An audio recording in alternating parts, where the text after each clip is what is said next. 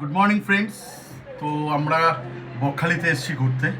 তো দেখো সকালের টিফিন কি আছে, আলুর পরোটা, তার সাথে আছে হচ্ছে পাঁচমিশালি তোমার আচার, আর তার সাথে আছে টক দই। একটু টক দইটা নিয়ে নেব।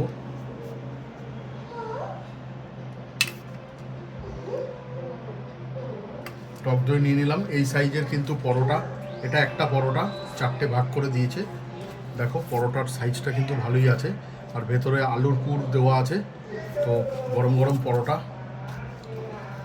সার্ভ করে দিয়ে গেছে ঘরে।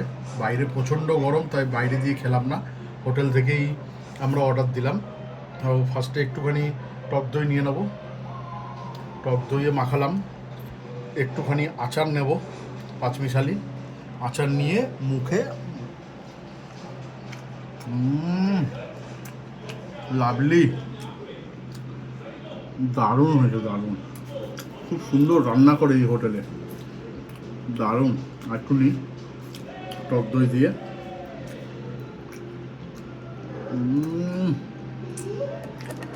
সকালের ব্রেকফাস্টটা জাস্ট অসাধারণ, জমে গেল।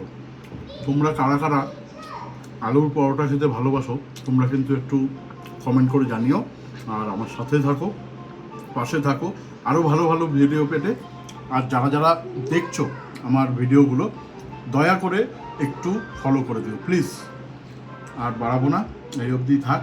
চলো, আরও ভালো ভালো ভিডিও আসছে, ওয়েট করো।